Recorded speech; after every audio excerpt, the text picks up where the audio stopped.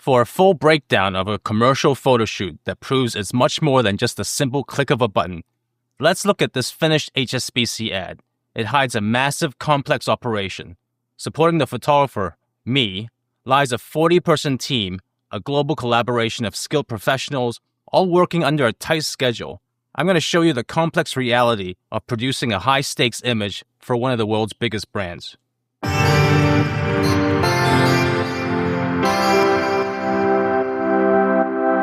Now, if you think HSBC just called me up directly for this job, think again. For advertising photography, there are layers of companies between me and the client. You see, this campaign wasn't just my photo shoot. They were making 79 ads all over the world, and I was just hired to shoot one of them, making me just a small pea in a monstrosity of a campaign. With a project this size, HSBC simply can't do everything themselves. So they asked their ad agency, Saatchi Saatchi, to come up with an idea to give them a fresh new look. Once they had the idea, they brought it to Mana, a production company, to handle all the actual making it happen work. They're the ones who coordinate all the teams and logistics. And because my specific shoot is about Hong Kong, where I'm based, and my portfolio, especially my car photography, fit their Hong Kong food truck concept, they reached out to me. They saw my work and were like, well, if this guy shoots car ads in Hong Kong, then maybe he can probably shoot one of the food truck ads as well. So that's how the connection was made and how I got this job. Now, here's the final creative brief they sent over. I think it's more important to share this with you and give you a solid understanding of how we prepared, and perhaps more importantly, how much we prepared for a shoot like this. Basically, they wanted a food truck on location at night, drenched in that classic Asian neon vibe. Think bright, punchy colors, the kind you see lighting up the streets in movies like Ghost in the Shell or Blade Runner. But in this case, red is a dominant color. Why? To match the red HSBC logo. So let's break down the concept in super detail. We have the logo centered in the frame. What's inside the logo, the positive space, is the exciting brand-related stuff. In this case, the slogan is, "Together we thrive," conjuring feelings of unity, teamwork, and achievement. What's outside the logo, the negative space, lies the mundane, everyday, quiet, not much going on stuff. Basically, what's inside with the logo is exciting and positive. What's outside, the mundane, boring, and stagnant. This page shows the photographer selection. By this time, they had already selected me. But notice how they added some of my images in this brief, showing examples of the look they're going for. And it's all my nighttime car stuff. Just like I was saying in another video about how previous photo shoots can really help convince a client to hire you because it shows that you've already done it. You can watch that video right here. Okay, next up, we've got the location choices. They shortlisted 2 options, and we went with number 1 in the end. But check this out. Each location has both daytime and nighttime photos here. Remember that whole positive and negative space thing we just talked about? Well, they decided to shoot the negative space, the boring bit, at sunrise when it's super quiet. So a few mornings before the main photo shoot of the food truck, we're shooting at sunrise, like 6:30 a.m. We made sure to mark the exact spot where the camera was, so we could come back and nail the food truck shot in the same position a few nights later. And we're not just shooting a truck, we've got people in the shot too. So who are they? Well, they're all hired. We cast and selected them, just like any other models. Now, when I say models, don't just think runway stuff. We're not talking supermodels here. We want a real, everyday people, the kind you actually see grabbing food from a truck. They show up on time, get their hair and makeup done, are comfortable in front of a camera, and our stylist dresses them in what we need. Basically, just people grabbing a bite after work. Some are in office clothes, some are casual, just normal folks. Before we continue, if you like this type of content, I'd really appreciate it if you can hit that like button and subscribe to the channel. For you photographers, especially those wanting to get into commercial work, I do offer consultations. My email's in the description below, so feel free to reach out if you're interested. Anyway, with that said, and after all the concepts, casting, locations, and planning are out of the way, it's time to get the show on the road. So let's shoot this sucker, starting with the sunrise and sunset shots of the background. I don't have video footage of this, but here are the 2 shots in Capture One, sunrise on the left and sunset on the right. What the client decided to do was to blend these two images together into one main background image. Specifically, they took the foreground from the sunrise shot up to and including the streetlights and combined it with a sunset shot of the distant buildings bathed in sunlight. You can see this clearly in the final ad. Pretty cool that they chose this approach, and I felt like my time invested shooting at both time slots was totally justified. A couple of days later, we went back to the same location for the main event. Now, even though this is an evening shoot, there was a lot of setting up, so everyone arrived at the location at 3 in the afternoon. Let me first describe the different teams we had on set. There is the art department, whose main job is to furnish the food truck with all the extra neon lights the client wanted to add, as well as managing all the electrical systems to power these lights. Then there's a styling and talent team, which consists of all the models, the hair and makeup stylists, and the wardrobe stylists in charge of selecting and sourcing all the clothes each model will wear. I was a bit jealous that they had their own full-size trailer, complete with hair and makeup areas and all the creature comforts at home. Then there's my team, camera and lighting, responsible for, well, you guessed it, the shooting. Conducting this orchestra is our superhuman producer, who is really the only person overseeing the entire production while each team works independently. Always on her walkie-talkie, she's the only one in direct communication with everyone on site, while I, for example, only communicates with my own teammates. As well as managing all the crew, she's also making sure all the teams accomplish their tasks by a certain time to keep the schedule in check. And first things first, we had to get the camera set up and frame that food truck. We needed to nail this down as soon as possible because the art department had a ton of work to do, turning that truck into a neon explosion. And they couldn't start running all those cables until we confirmed the truck's exact position. Once the position was locked in, everyone got to work. The art department was busy rigging the truck with neon lights. The styling team handled the talent's hair, makeup, and wardrobe. And my team focused on the camera and lighting. And just like the thumbnail says, we had a crew of about 40 people all working towards the same goal. I created a bird's eye view diagram to show my team and the clients how we were going to light the scene.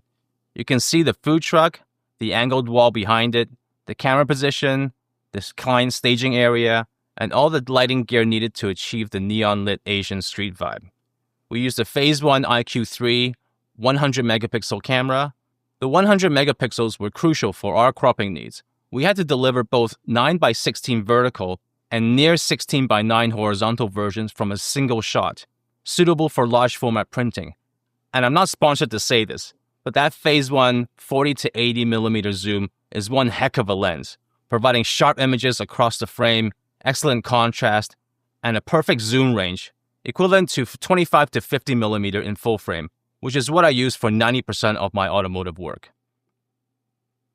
A tripod was essential so I can exactly match the camera position and height to the sunrise shot I shot a few days before, and also because we were capturing multiple exposures for retouching, so all the shots had to be perfectly aligned.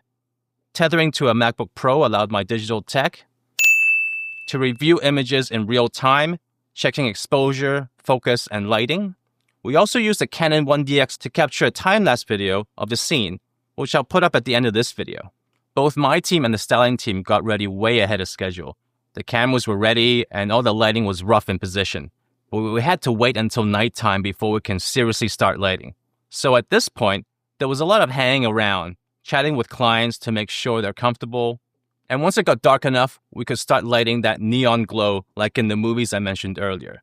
Let me break down the technical.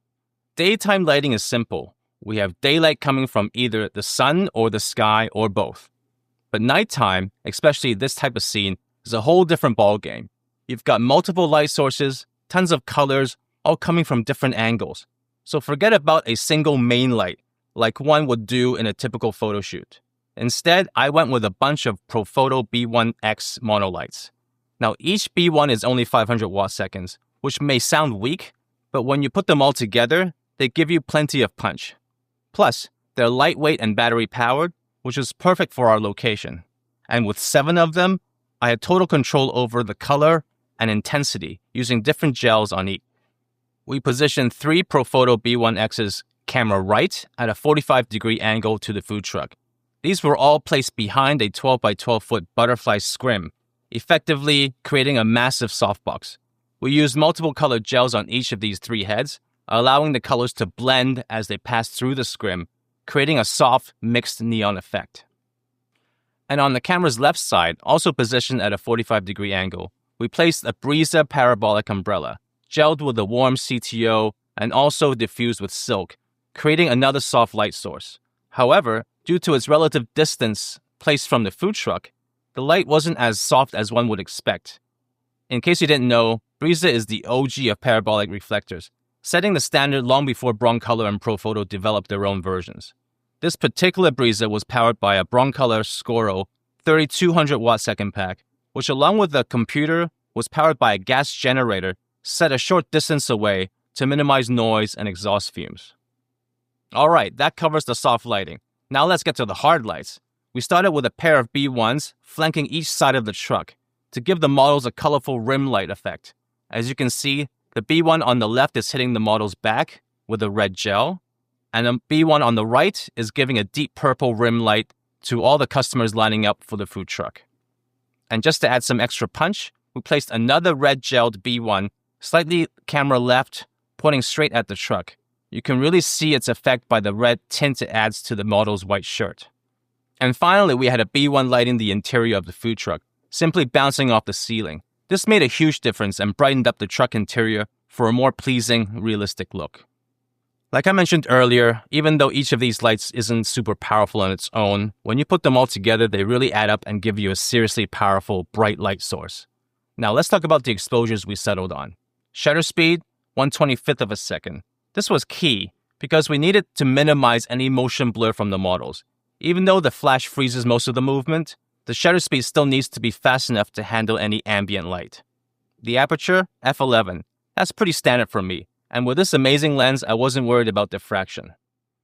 ISO, 200, which I think is perfectly fine, especially with a phase 1. You barely get any noise at this sensitivity, if there's any at all. The art department finally finished the food truck at 9:30 p.m., after which we took over and immediately started shooting. There's always a bit of time in the beginning to refine camera and lighting settings to an optimal look, but once everything is nailed down, the only variable lies with photographing the talent and getting them to look a way we want for this ad. We had all the talent on set, shooting at a decent pace while slightly changing positions, poses, facial expressions, all subtle details, and with enough variety for the client to choose later on. It's my job now to capture as many variation in as perfect framing, lighting, exposure, and sharpness within an hour before we had to wrap the set and return to location. We finished shooting and wrapped up at 10:30 p.m.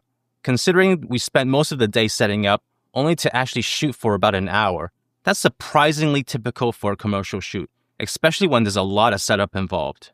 It just goes to show you we still prefer to get things done right in camera. Shoot it for real, instead of faking it all in Photoshop. Sure, there's still a lot of Photoshop work to be done, but not in a way to risk authenticity and realism. And speaking of Photoshop, let's talk about retouching. As you may know, it's normally the photographer's responsibility to handle the editing and retouching, whether they do it themselves or work with a retoucher. Most photographers team up with a pro retoucher, someone who's a specialist and can do the work faster and better. But in this case, it was different. I just saved the raw files onto a hard drive the client provided, and they handled all the retouching. The reason? Consistency. Remember, they're working on 79 ads worldwide with different photographers, and they need all the images to look uniform. So they hired one retouching team to handle everything, regardless of who shot it. And so they need the raw files from every photographer to maintain this consistency. Now, are you one of these photographers who clenches onto their raw files like they're gold? Would you pass on a job like this because there's no way you'll ever hand out your raws? Comment below and let me know. I certainly didn't mind. I know that I'm working with a professional client who isn't going to misuse my images. In fact, they came back to renew the usage license 3 times over 2 years, doubling my earnings for this job.